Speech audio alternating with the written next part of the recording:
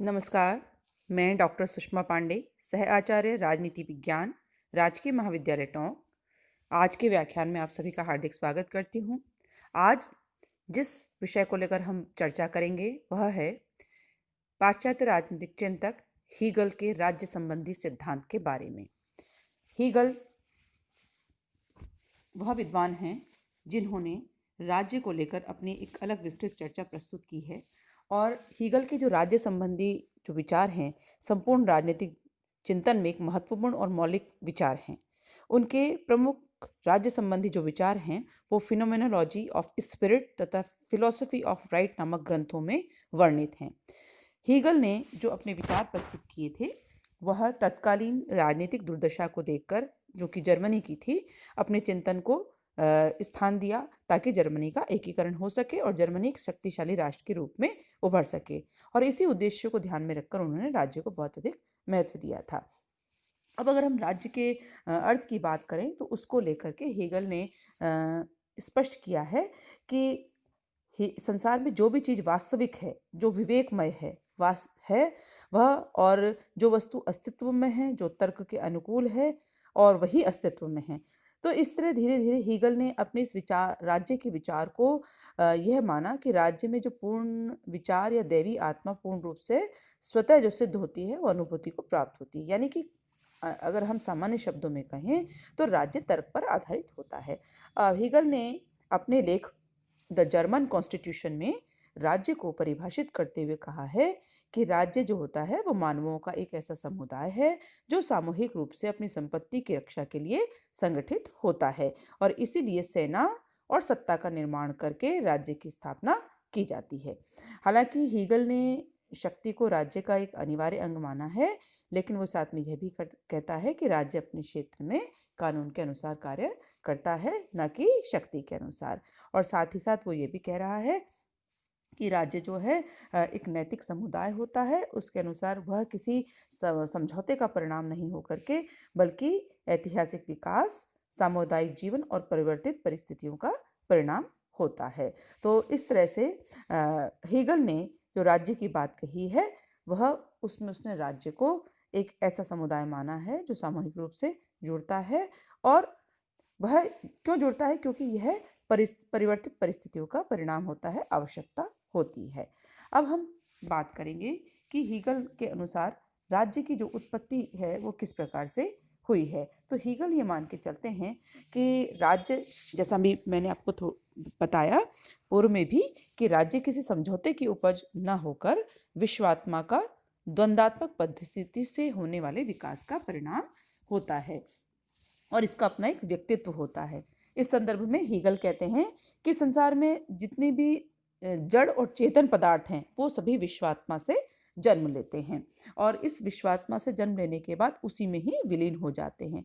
यह जो विश्वात्मा है, जिसको उन्होंने आत्म तत्व कहा है, वह आत्मज्ञान के अपने लक्ष्य को प्राप्त करने के लिए विश्व में अनेक रूप धारण करती है। वह निर्जीव वस्तुओं, वनस्पतियों और पशुओं के माध्यम से गुजरती हुई मानव का रूप धारण करती है। तो इस प्रकार मानव जो है विश्वात्मा का एक श्रेष्ठ रूप है और उसके बाद परिवार और समाज के रूप में उसका प्रकटीकरण होता है, जो बाद में जाकर राज्य पर रुक जाता है, क्योंकि राज्य विश्वात्मा का पृथ्वी पर साक्षात अवतरण होता है। अब हम राज्य के विकास को लेकर चर्चा करेंगे कि राज्य का विकास कैसे हुआ।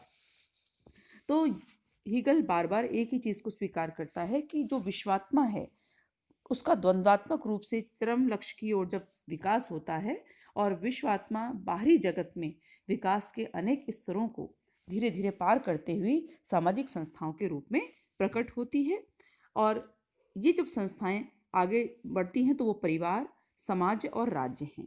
तो परिवार का उद्भव जो होता है वो व्यक्ति का जो प्रथम सीढ़ी है उसकी उत्पत्ति की परिवार से होती है। और परिवार जो है व्यक्ति की सभी आवश्यकताओं को जब नहीं पूरा करता तो धीरे धीरे जो परिवार में सदस्यों की संख्या बढ़ती है तो व्यक्ति की जो परिवार की आवश्यकताएं होती हैं उसका वो भार सहन नहीं कर पाता और उन्हीं आवश्यकताओं को पूर्ण करने के लिए जो व्यक्ति है वो समाज की ओर अग्रसर होता है, जिसको कि हीगल बुर्जुआ समाज या नागरिक समाज का नाम देता है।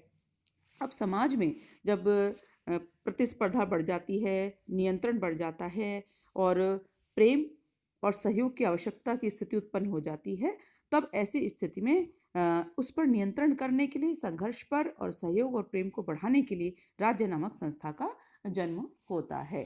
तो इस तरह से हीगल ने परिवार को वाद नागरिक समाज को प्रतिवाद मानकर संवाद में राज्य की उत्पत्ति की बात स्वीकार की है और परिवार से ही एक प्रकार से राज्य का निर्माण होता है और साथ ही साथ यह समाज में एकता और सामंजस्य की एकता की स्थापना करने के साथ साथ सामाजिक हितों के अनुकूल कार्य करने के लिए भी प्रेरित करता है। तो राज्य का जो विकास है वो क्रमिक रूप में एक के बाद एक हुआ है। अब हम बात करेंगे कि हीगल जिस राज्य की बात करता है उसकी विशेषताएं क्या हैं। तो हीगल ने राज्य की अनेक विशेषताएं बताई हैं जिनको हम इस कुछ सारांश रूप में इस प्रकार व्यक्त कर सकते हैं। पहली विशेषता जो हीगल कहता है राज्य की, कि राज्य एक दैवीय संस्था है। हीगल कहता है कि राज्य विश्वात्मा का एक साकार रूप है और उसके अनुसार राज्य जो है वो भगवान का पृथ्वी पर एक प्रकार से अवतरण होता है और अनंत युगों से असीम रूपों में जो प्रकट होने वाली विश्वात्मा है वो भगवान का चरम रूप होने के कारण स्वतः सिद्ध और स्पष्ट होती है। ईश्वर ने अपनी दैवी इच्छा को प्रकट करने के लिए एक प्रकार से राज्य को अपना साधन बनाया है, इसलिए पृथ्वी पर वह विद्यमान ये जो राज्य का विचार है एक दैवीय विचार है। दूसरी विशेषता हीगल बताते हैं कि राज्य एक साध्य तथा एक समष्टि है। हीगल का राज्य जो है वो अपना उद्देश्य स्वयं ही है, क्योंकि जो राज्य का अस्तित्व है वो व्यक्तियों के लिए नहीं है बल्कि व्यक्ति का अस्तित्व राज्य के लिए है। राज्य से परे नैतिक विकास भी असंभव होता है, क्योंकि राज्य से परे विश्वात्मा का आध्यात्मिक विकास उसी तरह संभव नहीं होता है जिस तरह से मनुष्य से आगे भौतिक विकास संभव नहीं है। राज्य पृथ्वी पर विश्वात्मा का अंतिम रूप के कारण अपने आप में एक साध्य है और अपने आप में साध्य होने के कारण राज्य एक समष्टि भी है। अगली विशेषता जो राज्य के संदर्भ में बताई है हीगल ने, वह कहता है कि अंतर्राष्ट्रीय संबंधों में राष्ट्र राज्य की सर्वोच्चता की उसने बात की है। हीगल कहता है कि जो राज्य का स्वरूप है वो अंतर्राष्ट्रीय नैतिकता और कानून से ऊपर है।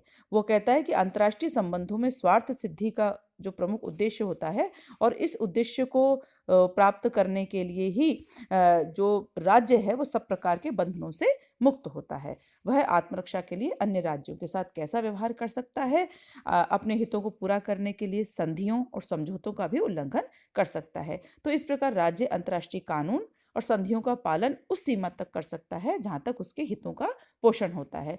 तो दूसरे शब्दों में हीगल का जो राज्य है वो प्रभुसत्ता संपन्न है। अगली विशेषता हीगल मानते हैं कि राज्य जो है व्यक्ति की स्वतंत्रता में वृद्धि का साधन है।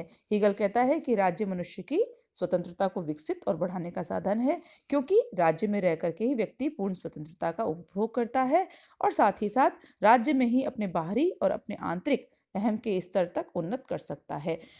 हीगल का ये भी कहना था कि सभी स्वतंत्रता जो होती है सच्ची वास्तव में वो राज्य के कानूनों का पालन करने में ही होती है। तो व्यक्ति की सच्ची स्वतंत्रता राज्य के आदेशों को मानने में है, उसका विरोध करने में नहीं होती। साथ ही साथ अगली बात जो कहते हैं हीगल कि राज्य जो है वो पूर्ण विवेक की अभिव्यक्ति होता है, यानी इसमें व्यक्ति अपने विवेक बुद्धि का पूर्ण रूप से प्रयोग कर सकता है। तो इसलिए उसने माना है कि राज्य जो है विवेक की अभिव्यक्ति भी होता है। साथ ही साथ हीगल अपनी विशेषताओं में राज्य के संदर्भ में यह भी मानता है कि राज्य का एक अपना स्वतंत्र अस्तित्व होता है और यह पैतृक और संवैधानिक राजतंत्र का एक तरह से समर्थन भी करता है। अब हम अगली बात करेंगे कि हीगल द्वारा जो राज्य का स्वरूप बताया गया है उसको लेकर के विद्वानों द्वारा आलोचना भी की गई है और आलोचना इसलिए की गई है कि हीगल ने राज्य के संबंध में जो अपने विचार दिए हैं वो आलोचकों द्वारा स्वीकार्य नहीं किए हैं। वो कहते हैं, सबसे पहली बात आलोचकों का मानना है कि राज्य की जो उत्पत्ति है परिवार और नागरिक समाज के बीच संघर्ष से होने की जो बात हीगल ने कही है वह सही नहीं है, क्योंकि परिवार और नागरिक समाज में संघर्ष या तनाव जैसी कोई स्थिति नहीं होती, बल्कि उसके निराकरण के लिए राज्य की आवश्यकता पड़ती है। तो ऐसी स्थिति में संघर्ष की बात किया जाना उचित नहीं है। दूसरी बात, हीगल का जो राज्य है वो व्यक्तित्व को प्रदान करने का एक जो स्वरूप स्थापित करता है, जो बात करता है, वो सिद्धांत गलत है। वो इस संदर्भ में मैकाइवर कहते हैं कि जिस तरह से एक वृक्षों का समूह एक वृक्ष नहीं माना जा सकता, उसी तरह व्यक्तियों के समूह को एक व्यक्ति नहीं माना जा सकता है। साथ ही साथ अगली बात जो आलोचना के रूप में कही गई है, उसमें कहा गया है कि जो राज्य जो है वो एक तरह से अराजकता को बढ़ाने वाला होता है। किस तरह से होता है राज्य अराजकता को बढ़ाने वाला? इस संदर्भ में आलोचक वर्गों का कहना है कि राज्य जो है वो एक प्रकार राज्य जो है नैतिक बंधनों से चूंकि मुक्त कर दिया गया है हीगल के अनुसार, और उसने राज्य को अंतर्राष्ट्रीय कानून और संधियों का उल्लंघन करने का अधिकार दे करके विश्व शांति का खतरा पैदा कर दिया है। और इस तरह से हीगल जो है दूसरे शब्दों में सर्वसत्ता अधिकारवादी शासन व्यवस्था का भी एक तरह से समर्थक देखा गया है।